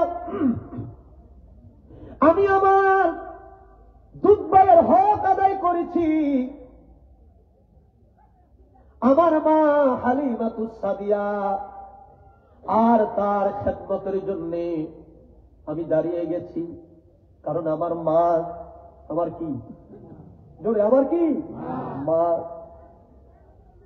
আল্লাহর নবী চোখের পানি ছেড়ে দিলে বললেন, সাহাবীরা রে, আমার যখন 6 বছর বয়স, আমার মা হযরতে আমেনা আমাকে ছেড়ে এই জগৎ থেকে চলে যায়। মা বিদায় হয়ে যায়, মায়ের খেদমত করার সৌভাগ্য আমার হয় নাই। তাই আমার দুধমা হালিমাতুস সাদিয়ার খেদমত আমি করার জন্য আমি দাঁড়িয়ে গিয়েছি। আমার গায়ের চাদর আমি আমার মায়ের জন্য বিছিয়ে দিয়েছি। এ মুসলমান বাবারা, ও যুবক ভাইয়েরা, একজন দুধমার জন্য যদি দুজাহানের পয়গম্বর রাহমাতাল লিল আলামিন দাঁড়িয়ে যেতে পারেন, একজন দুধ মায়ের জন্য যদি দুজাহানের পয়গম্বর তার শরীর মোবারকের চাদর মোবারক খুলে দুধ মায়ের জন্য বিছিয়ে দিতে পারেন, এর মানে নবীর কাছে মায়ের দাম কম না বেশি? আরো জোরে, কম না বেশি? নবীর কাছে মায়ের দাম অনেক বেশি। আল্লাহর নবীর সাহাবী হযরত আবু হুরায়রা রাদিয়াল্লাহু তাআলা আনহু ইসলাম গ্রহণ করলেন। নবীর দরবারে বসে থাকে, নবীর দরবারে বসে থাকে, সারাদিন সারা রাত যায়, মাঝে মাঝে বাড়িতে যায়, ক্ষুধা লাগলে বাড়ি যায় মার কাছ থেকে একটু খায়। মা আবু হুরায়রা একদিন জিজ্ঞাসা করে, আবু হুরায়রা সারাদিন কোথায় তুমি থাকো? আবু হুরায়রা বললেন, ইয়ার মা, আমি আল্লাহর নবী রাহমাতাল লিল আলামিনের দরবারে মুস্তাফায় আমি থাকি। মা ডাক দিয়ে বলে, আবু হুরায়রা তুমি কি ইসলাম গ্রহণ করেছো? মুহাম্মদের কালিমা তুমি পড়েছো? হ্যাঁ মা, আমি আল্লাহর নবীর কালিমা পড়ে আমি মুসলমান হয়েছি। মা হলো মুশরিকা, মা হলো কাফের। মা ডাক দিয়ে বলে, আবু হুরায়রা তুমি শুনে নাও, যদি তুমি আর মুহাম্মদের দরবারে যাও তাহলে আমার ঘরে আর কোনদিন তোমার জায়গা হবে না, আমার ঘরের দরজা তোমার জন্য বন্ধ হয়ে যাবে। তুমি আমার সামনে বলো, তুমি কি মুহাম্মদের কালিমা চাও, মুহাম্মদের ধর্মে চাও, নাকি আমার ঘরে থাকতে চাও? আব্দুর রহমান তথা আবু হুরায়রা ডাক দিয়ে বলে, মা, এ মা শুনে নাও, আমি পৃথিবীর সব আমি ছাড়তে রাজি, সব মানুষ আমি বলতে রাজি, কিন্তু মুহাম্মাদুর রাসূলুল্লাহ সাল্লাল্লাহু আলাইহি ওয়াসাল্লামের দরবার কোনদিন আমি ছাড়তে পারবো না, আল্লাহর নবীর কালিমা কোনদিন আমি বলতে পারবো না। আবু হুরায়রার মা এই কথা শুনে আবু হুরায়রার উপর প্রহার করলেন, আবু হুরায়রাকে আঘাত করলেন। আঘাত করে আবু হুরায়রাকে ঘর থেকে বের করে দেয়। হযরত আবু হুরায়রা কাঁদতে কাঁদতে আল্লাহর নবী রাহমাতাল লিল আলামিনের দরবারে হাজির হয়ে যায়। আল্লাহর নবীর দরবারে দাঁড়িয়ে দাঁড়িয়ে আবু হুরায়রা কান্দে। আল্লাহর নবী ডাক দিয়ে বলে, আবু হুরায়রা কেন কাঁদো? ইয়া রাসূলুল্লাহ, ইয়া হাবিবাল্লাহ, হুজুর আমার মা আমাকে মেরেছে। আল্লাহু আকবার বলেন। কে মেরেছে? এই জবান খুলে বলেন, কে? যুবক ভাই একটু মহব্বতে বলেন, কে? মা মেরেছে। বিচার আল্লাহর হাবিবের দরবারে যখন বললেন আবু হুরায়রা, নবীজি যখন শুনলেন মা, নবী চুপ হয়ে গেলেন। কেন মানল, কি কারণে মানল, কোন প্রশ্ন আর নেই, একটি প্রশ্ন নেই। কেন মেরেছে নবী তাও জিজ্ঞাসা করে না। আবু হুরায়রা আবার বললেন, ইয়া রাসূলুল্লাহ, আমার মা আমাকে মেরেছে। কে কে? একটু জোরে বলেন। মা মেরেছে। নবী কোন কথা বলে না। আজকে দেশের অশান্তি অনেক কারণ। আমরা রসুলের আদর্শ ভুলে শান্তি প্রতিষ্ঠা করতে চাই রসুল বাদ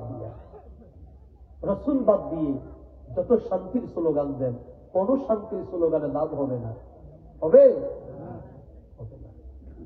শান্তি প্রতিষ্ঠা করতে হলে দরকার আমার নবী রাহমাতাল লিল আলামিন। গভীর মনোযোগ। হযরত আবু হুরায়রা আবার বললেন, হুজুর আমার মা মেরেছে। কে কে? মা মেরেছে। তিনবার যখন আবু হুরায়রা বললেন, আল্লাহর নবী আবার ধমক দিলেন, আবু হুরায়রা আপনার মা আপনার মেরেছে, হতে পারি আমি রাহমাতাল লিল আলামিন, কিন্তু আপনার মায়ের বিচার করার মতো কোন ক্ষমতা আমার নাই। মা মেরেছে, আমি হতে পারি রাহমাতাল লিল আলামিন, কিন্তু মায়ের বিচার করার ক্ষমতা আমার নাই। এবার আপনাদের কাছে জানতে চাই, যদি নবী বিচার করার ক্ষমতা না রাখে, এই পৃথিবীর মুখে হাইকোর্ট, সুপ্রিম কোর্ট, জজ কোর্ট, যত কোর্টে আপনি বলেন না কেন, মার বিরুদ্ধে মামলা দায়ের করার মতো কোন কোর্ট আছে? জোরে আছে? মা যদি আপনাকে মেরে রক্তাক্ত করে দেয়, বাবা যদি আপনাকে মেরে রক্তাক্ত করে দেয়, সম্পদ থেকে যদি বঞ্চিত করে দেয়, মা এবং বাবা এদের বিরুদ্ধে মামলা দায়ের করার মতো পৃথিবীর মধ্যে কোন আদালত নেই। গভীর মনোযোগ। আবু হুরায়রা ডাক দিয়ে বলে, ইয়া রাসূলুল্লাহ, আমি আমার মা বাবার জন্য বিচারে নিয়ে আসি নাই। সুবহানাল্লাহ বলেন না। হুজুর,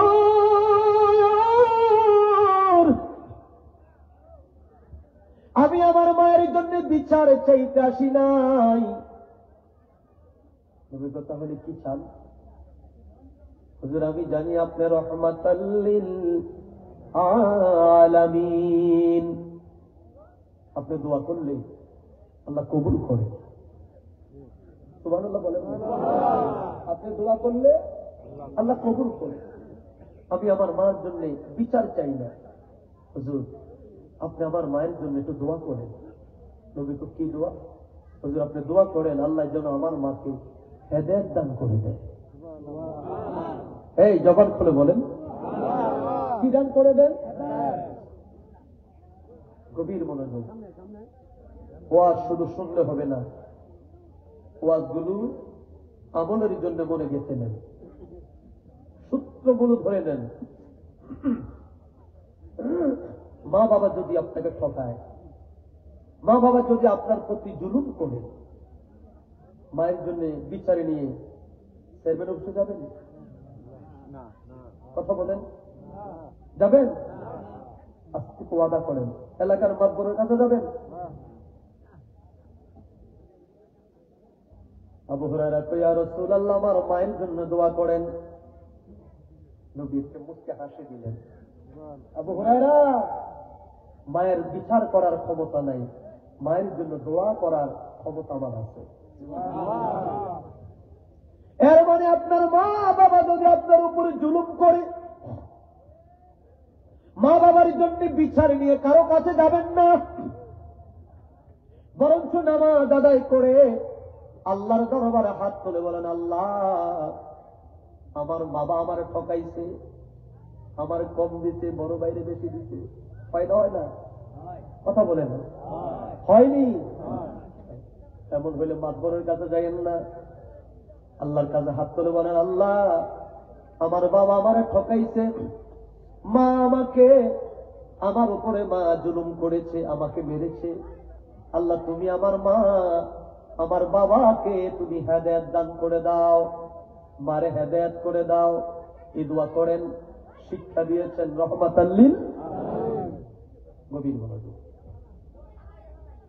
আমার নবী আবু হুরায়রা চমৎকার বলেছেন, আসুন আপনার মায়ের জন্য দোয়া করি। নবী হাত তুললেন, আমার দিকে তাকান। নবী হাত তুললেন, আমার নবী হাত তুললেন, আল্লাহুম্মা ইহদি উম্মি আবি হুরায়রা, আল্লাহুম্মা ইহদি উম্মি আবি হুরায়রা। আল্লাহ, আমার আবু হুরায়রার মাকে তুমি হেদায়েত দান করে দাও, আমার আবু হুরায়রার মাকে তুমি হেদায়েত দান করে দাও। আল্লাহর নবী হাত তুলে আবু হুরায়রার মায়ের জন্য দোয়া করে। ঈমান কারে বলে শোনেন। আবু হুরায়রা যখন দেখছে নবী হাত তুলেছে আবু হুরায়রার মায়ের জন্য, আবু হুরায়রা আল্লাহর নবীর দরবারে থেকে, দরবারে মুস্তাফা থেকে একটা দৌড় তিনি মারলেন। কিতাবে এসেছে তিনি খুব শান্ত সভ্য মানুষ তিনি ছিলেন, কারোর সাথে উচ্চ সুরে কথা বলতেন না। আবু হুরায়রা নবীর দরবার থেকে একটা দৌড় দিছে, মনে হয় বড় কোনো বিপদ তার লেগেছে। রাস্তার মধ্যে লোকেরা আবু হুরায়রার জামা চেপে ধরলেন। এ আবু হুরায়রা, কেন দৌড়াও, কেন দৌড়াও, কেন দৌড়াও, কি হয়েছে, কোনো বিপদ হলো নাকি? আবু হুরায়রা কয়, না, কোনো বিপদ হয় নাই, কোনো বিপদ হয় নাই, ছেড়ে দাও, জামা ছেড়ে দাও। আবু হুরায়রা, তাহলে দৌড়াও কেন? আবু হুরায়রা কয়, আমার মায়ের হেদায়েতের জন্য আমার নবী দোয়া করতেছে, আমি আবু হুরায়রা দেখতে চাই, আমি আবু হুরায়রা দৌড়াইয়া আমার মায়ের ঘরে আগে যেতে পারি না আমার নবীর দোয়া আমার মায়ের ঘরে আগে যায়। জোরে কোন সুবহানাল্লাহ, আল্লাহু আকবার। আমার নবীর দরবারে আদর্শ দিল। আবু হুরায়রা দৌড়ে নবীর দরবার থেকে মায়ের ঘরের দরজায় চলে গেছে। মায়ের ঘরের দরজায় যে ডাক দিয়েছে, মা। যে মা কিছুক্ষণ আগে মেরে নবীর দরবারে যাওয়ার অপরাধে গাছ ধরে বের করে দিলেন। আবু হুরায়রা ডাক দিল, মা। আবু হুরায়রা মা ডাক দিয়ে বলছে, বাবা। আবু হুরায়রা দাঁড়া, মা আসতেছি।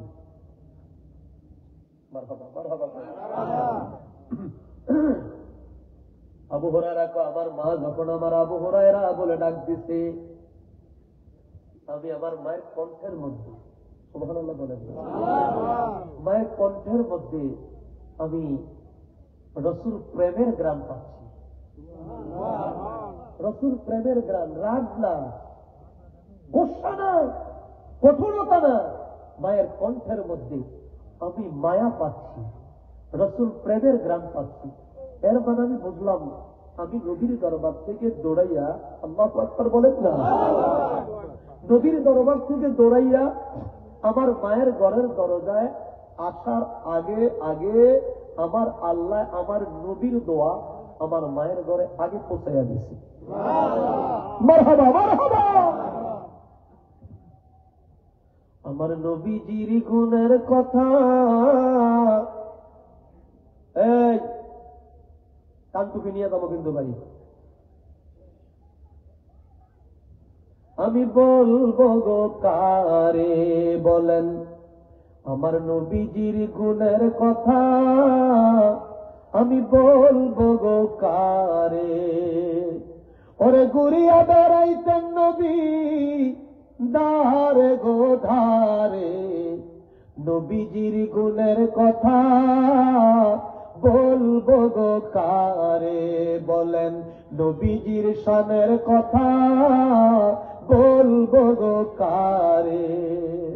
ওরে এলাহি আলামিন আসমান আর জমিন বলেন, এলাহি আলামিন আসমান আর জমিন সৃজন করিল আল্লাহ যাহার খাতিরে, নবীজির গুণের কথা আমি বলবো গো কারে বলেন, নবীজির শানের কথা আমি বলবো গো কারে। জোরখন মারহাবা, আল্লাহু আকবার বলেন। কেমন গুণ নবী? হাত তুললে দোয়া কবুল, জোরে করুন, হাত তুললে দোয়া কবুল। রাস্তায় চলতেন, নবীর ছায়া ছিল না। নবী জমিনে, চন্দ্র আকাশে, নবী আঙ্গুল মোবারক দিয়ে ইশারা করলে আকাশের চাঁদ দুই খণ্ডিত হয়ে যায়। কেমন গুণ? আমার নবী যখন উত্তপ্ত দ্বিপ্রহরে নবী যখন রাস্তায় বের হতেন, আমার নবীর উপরে সূর্যের আলো পড়ার আগে আগে আকাশের মেঘ নবীর মাথার উপরে ছায়া হয়ে যেত। আমার নবী কেমন নবী, কেমন গুণ? আমার নবী যখন জঙ্গলের পাশ দিয়ে হাঁটতেন, জঙ্গলের বাঘ আমার নবীকে এসে চুমা দিতেন, বনের হরিণী এসে নবীর কাছে মনের নালিশ দিতেন, ও দেশে তার কষ্টের কথা আমার নবীর কাছে শেয়ার করতেন, পাখিগুলো কিচিমিচি করে আমার নবীর প্রশংসা করতেন, আকাশের তারকাগুলো নবীকে দেখলে জ্বলঝল করে জ্বলতেন, আকাশের সূর্য নবীকে দেখে মিটিমিটি হাসতেন, আকাশের চাঁদ আমার নবীকে দেখলে তার আলো বৃদ্ধি করে দিতেন, নদীর পানিগুলো আমার নবীকে দেখলে নদীর তরঙ্গ বৃদ্ধি হয়ে যেত, আমার নবীকে জমিন পেলে নবীর কদম লাগলে জমিন ধ্বংস হয়ে যেত, আমার নবীর কদম লাগলে জমিন ধ্বংস হয়ে যেত, নবীর কদম লাগার কারণে আল্লাহর আরশ ধ্বংস হয়ে যায়, নবী বসার সাথে সাথে বুরাকের দাম বেড়ে যায়, নবী বসার সাথে সাথে রফরাফের দাম বেড়ে যায়, আমার নবী উটের উপরে বসে উটনির দাম বেড়ে যায়, আমার নবী সরকারে দো আলম বড় খেজুর গাছের উপর দাঁড়ায়, উস্তুনে হান্নানা, মরা খেজুর গাছের উপর দাঁড়ায়। মরা খেজুর গাছ আমার নবীর সাথে কথা বলতে শুরু করে। নবীর বিরহে মরা খেজুর গাছ কাঁদে। কোন দিক দিয়ে আমার নবীর গুণের কথা আপনার স্বীকার করবেন? পৃথিবীর যে দিকে তাকাবেন, কোরআনের প্রতিটি আয়াতে আয়াতে, প্রতিটি হরফে হরফে আমার নবীর শান, আমার নবীর মান, আমার নবীর ইজ্জত, আমার নবীর হুরমত আমার আল্লাহ তাবারাক তাআলা বিস্তৃতি করে দিয়েছেন। করতে করতে আমার আল্লাহ হাবিব ওয়া রাফা'না লাকা যিকরাক, যেখানে আমি আল্লাহর জিকির হবে লা ইলাহা ইল্লাল্লাহ, সেখানে আপনি নবীর জিকির হবে মুহাম্মাদুর রাসূলুল্লাহ। যেখানে আযান হবে আশহাদু আল্লা ইলাহা ইল্লাল্লাহ, সেখানে আযান হবে আশহাদু আন্না মুহাম্মাদার রাসূলুল্লাহ। যেখানে হবে আমি আল্লাহর প্রশংসা, সেখানে হবে আপনি নবী রাহমাতাল লিল আলামিনের দুরূদ মুস্তাফা। আযানে আপনি, একামতে আপনি, নামাজে আপনি, কুরবানিতে আপনি, পৃথিবীর সমস্ত ইবাদত যেখানে আমি আল্লাহর শান থাকবে, সেখানে আপনি নবীর ইজ্জত আমি আল্লাহ সম্পৃক্ত করে দিলাম। যার কারণে কোরআনুল কারীমের যত জায়গায় আমার আল্লাহ বলেছে আতিউল্লাহ, প্রত্যেকটি আয়াতে আমার আল্লাহ সংযোগ করে দিয়েছেন ওয়া আতিউর রাসূল, ওয়া আতিউর রাসূল, ওয়া আতিউর রাসূল, ওয়া আতিউর রাসূল। আর ওই রাসূলকে যারা সম্মান করে, ওই রাসূলকে যারা ভালোবাসে, ওই রাসূলের আদর্শে যিনি আদর্শিত হয়েছে আল্লাহ তাবারাক তাআলা আজ থেকে ১,০০০ বছর আগে ওই কোরআনের আয়াতে আতিউল্লাহর সাথে, আতিউর রাসূলের সাথে আমার আল্লাহ ওয়া উলিল আমরি মিনকুম, আমার আল্লাহর ওলিদের কথা আমার আল্লাহ যুক্ত করে দিলেন। জবান খুলে কোন মারহাবা। আরো জোরে বলুন আল্লাহু আকবার।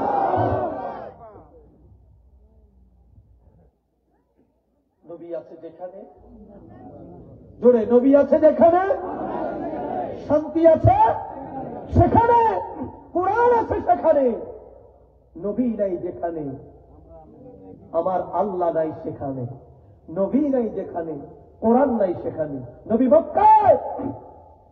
মক্কায় জিবরিল ওহী নিয়ে আসে আমার নবীর কাছে মক্কায়।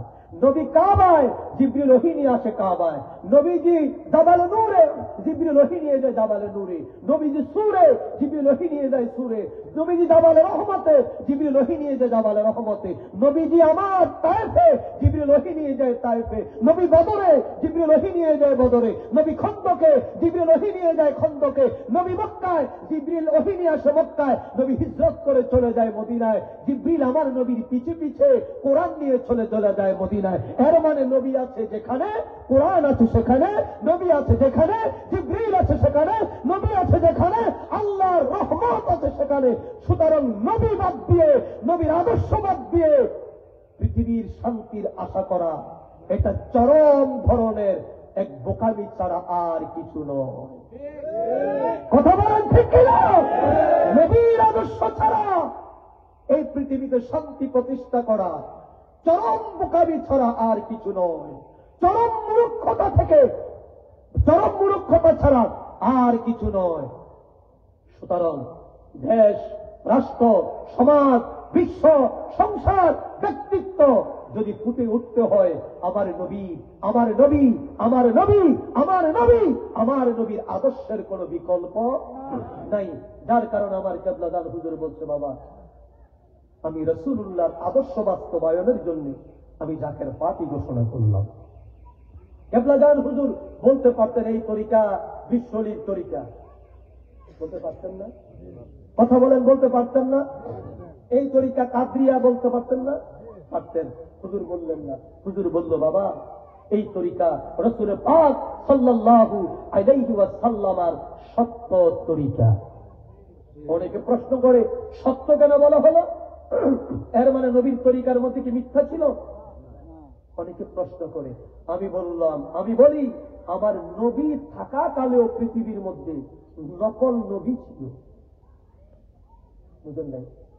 নবী যখন জীবিত এই পৃথিবীতে, নবী থাকতেই ভণ্ড নবী প্রকাশ পেয়েছে। নবীর ইফাতের পরে, নবীর ইন্তেকালের পরে 40 জন ভণ্ড নবী দাবি করেছেন। সুতরাং নবী যদি ভণ্ড হতে পারে, কথা বলেন না, নবী যদি ডুপ্লিকেট বানাইতে পারে, নবীর যুগে ইসলাম এক জাত ইসলামকে ডুপ্লিকেট বানাইছে। নবীর আহলে বায়াতের যুগেও ইসলামকে ডুপ্লিকেট বানাইছে। এই জন্য আমরা বলি কারবালা থেকে ইসলাম দুটি ভাগ হয়েছে, একটি হলো ইমাম হোসাইন ইসলাম, আরেকটি হলো ইয়াজিদ ইসলাম।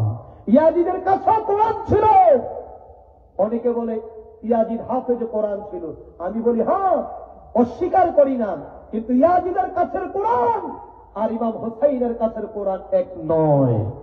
কথা বলেন, ইমাম হোসাইনের ইসলাম আর ইয়াজিদের ইসলাম এক নয়। লেভেল থাকতে পারে ইসলাম, কিন্তু লেভেলের ভিতরের বোতলে আসল না নকল, এটা বুঝার জন্য থার্মোমিটার দরকার, এটা বুঝার জন্য কষ্টি পাথর দরকার। আর সেই কষ্টি পাথর নিয়ে এসেছিলেন বিশ্ব অলি আমার কেবলাজান হুজুর। তাই 1450 বছর পরে আমার কেবলাজান হুজুর একমাত্র বলল, বাবা আমি আপনাদেরকে রাসূল পাক সাল্লাল্লাহু আলাইহি ওয়াসাল্লামের সত্য তরিকা প্রদান করিলাম। মারহাবা মারহাবা বলেন, কোন তরিকা? জবান খুলে বলেন, কোন তরিকা? সত্য তরিকা। কোন ইসলাম? রাসূলুল্লাহর সত্য ইসলাম। সুতরাং বুঝতে হবে, সত্য যেহেতু বলেছে, পাশাপাশি 2 নাম্বার 3 নাম্বার 14 নম্বর আরো আছে, আরো থাকবে, এটাই স্বাভাবিক। কুমিল্লার মাতৃভান্ডারের কথা শুনছেন না?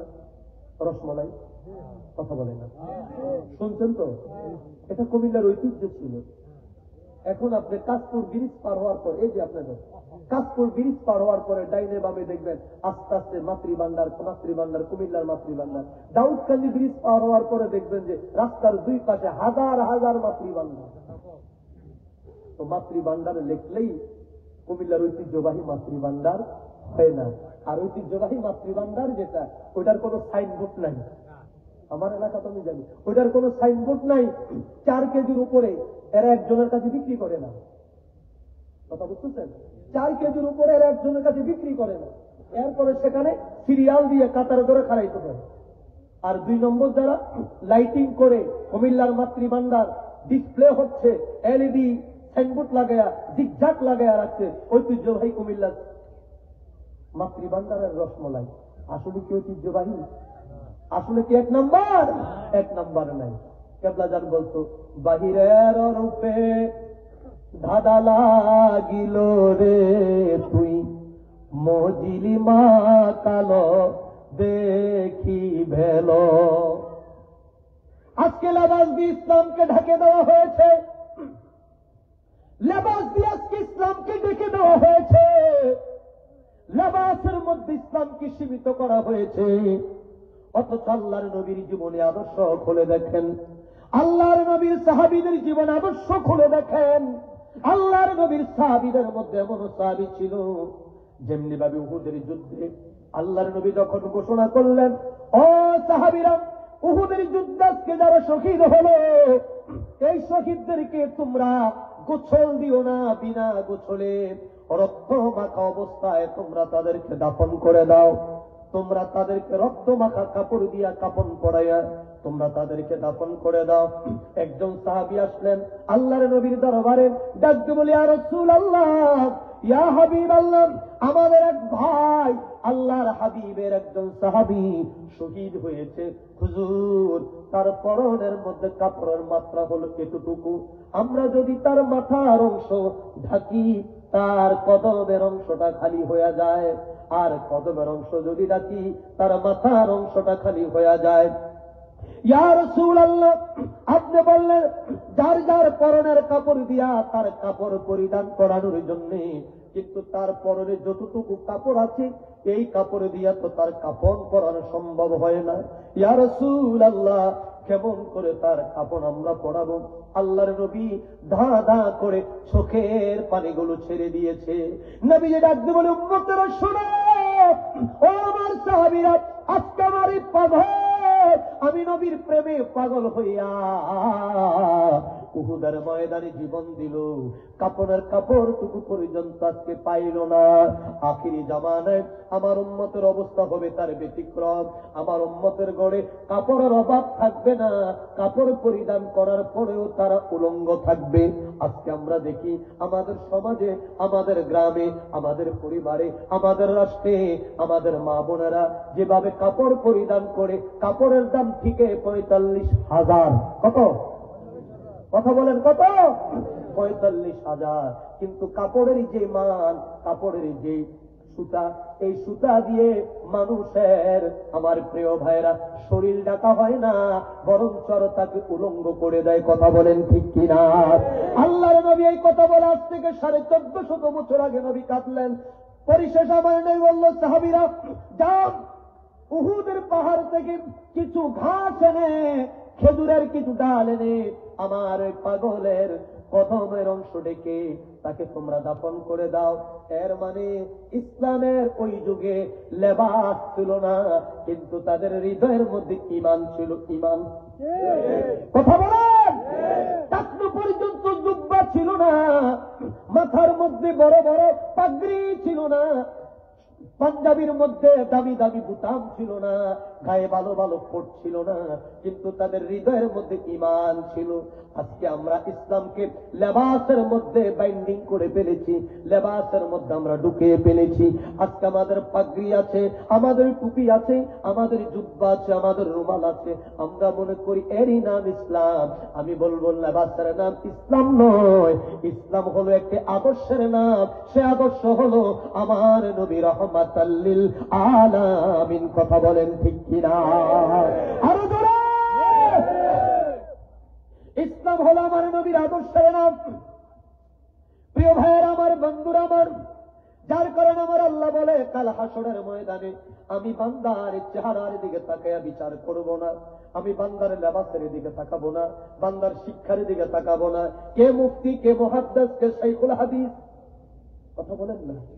কে শাইখুল হাদিস, কে শাইখুল হাদিস ইবনে শাইখুল হাদিস?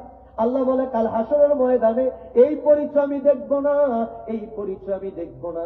আল্লাহ আপনি কি দেখবেন? আল্লাহ বলে ইয়াউমা লা ইয়ানফাউ মালু ওয়ালা বানুনা ইল্লা মান আতাল্লাহা বিকলবিন সালিম। আল্লাহ বলে কাল হাসরের ময়দানে বান্দার ধন সম্পদ অর্থলিকার দিকে আমি তাকাবো না, আমি তাকাবো ইল্লা মান আতাল্লাহা বিকলবিন সালিম, আমি তাকাবো বান্দার কলবের দিকে। বান্দার কলবের দিকে কোন কলব? ওই যে আমার কেবলা জান হুজুর তরিকা প্রদানের সময় আপনার আমার বাম স্তনের 2 আঙ্গুল নিচে যেখানে শাহাদাত আঙ্গুল লাগাইয়া আমাদেরকে তরিকা দিলেন, আর বলল বাবা এখানে হলো কল, এখানে কি প্রথম চামড়া, চামড়ার নিচে হাড়, হাড়ের ভিতরে এক টুকরা গোস্তপিণ্ড, যাকে বলা হয় লতিফায়ে কল।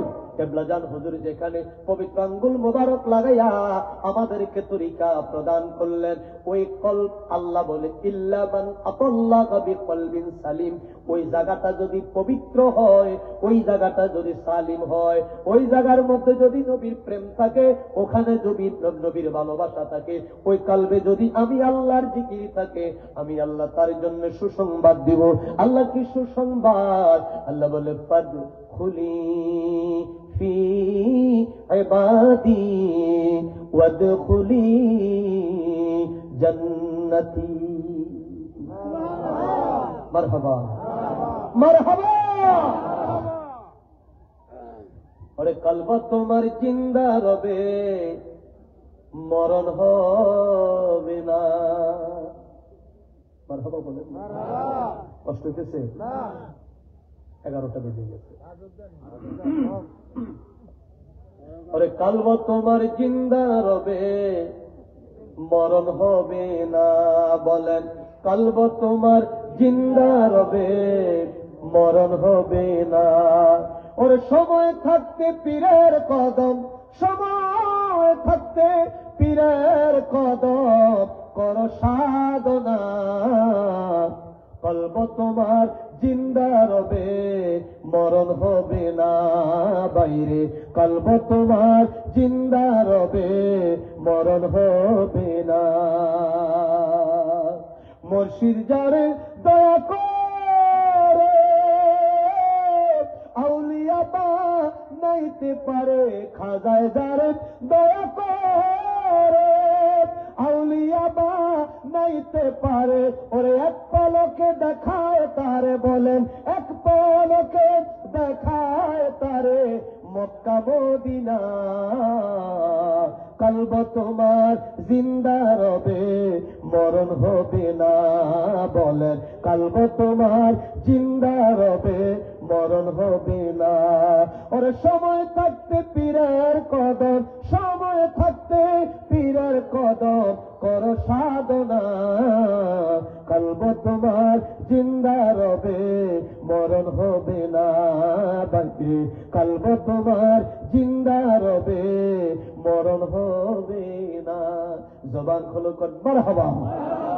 তো কলব জিন্দা হয় মিথ্যা কথা বললে, হ্যাঁ কথা বলেন, সুদ খাইলে, চগলখুরি করলে, হারাম খাইলে, তাহলে আল্লাহর জিকির। কার জিকির?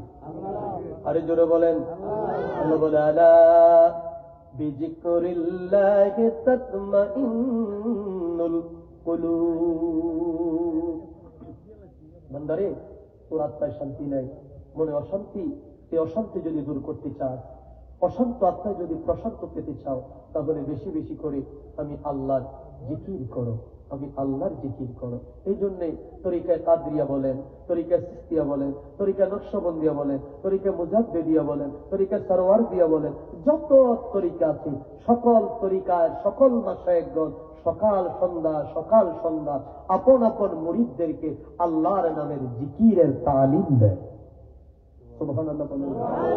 কার জিকির? আরে জোরে বলেন, আরো জোরে। আল্লাহর জিকিরের তালিম দেয়। কেন? রাসূল বলে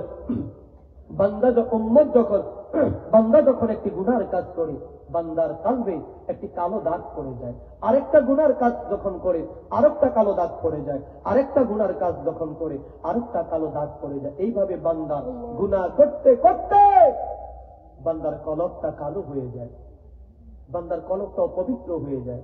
তখন তার কাছে আর মাহফিল ভালো লাগে না। আছে না নাই? জোরে আছে না নাই?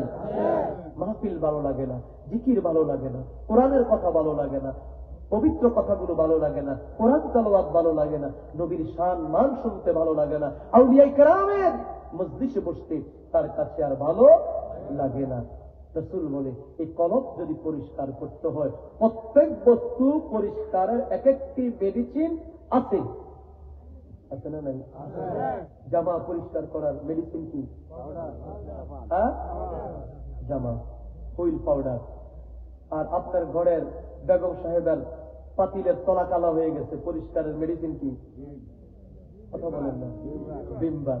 বিমবার দিয়ে জামা ধুইলে জামার 12টা বাজে যাবে। কথা বলেন না। আর লাইব্য সাবান দিয়ে যদি পাতিলের নিচ ডলে, পাতিলের নিচ পরিষ্কার হয় না। রাসূল বলে প্রত্যেকটা বস্তু পরিষ্কার করার এক একটি মেডিসিন রয়েছে। কলব পরিষ্কার করার একটা মেডিসিন আছে। যদি বলেন হুজুর বেশি কালা হয়েছে যে বিমবার ডলা শুরু করছি, বলেন সারা জীবন যদি উপরে বিমবার ডলে পরিষ্কার হবে? আরে জোরে। যদি সোডা পাউডার দেন পরিষ্কার হবে? পরিষ্কার হবে না। ইয়া রাসূলুল্লাহ, তাহলে কলব পরিষ্কার করবো কেমনে? রাসূল বলে কলব পরিষ্কারের মেডিসিন হলো আমার আল্লাহর জিকির। যারা বলেন কার জিকির? আরো যারা কার জিকির? ইসমে জাত আল্লাহ আল্লাহ আল্লাহ আল্লাহ আল্লাহ আল্লাহ আল্লাহ আল্লাহ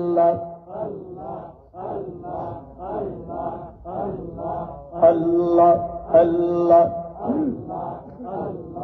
হর রঙ্গের মশাল্লা দিয়া যে কইরাছে তোর গঠন, চার রঙ্গের মশাল্লা দিয়া আল্লাহ আল্লাহ আল্লাহ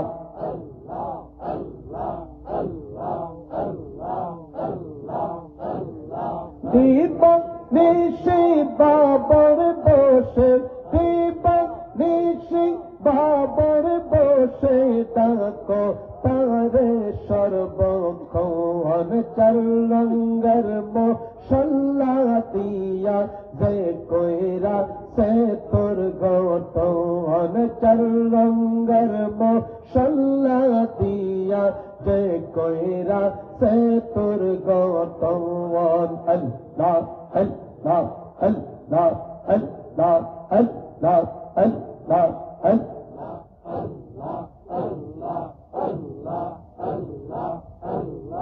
আগুন পানি মাটি বাতাস এক যুগে সেই করলো প্রকাশ আগুন পানি মাটি বাতাস এক যুগে সেই করলো প্রকাশ দেখলি না তুই কইরার তালাশ দেখলি না তুই কইরার তালাশ কোন জায়গায় তোর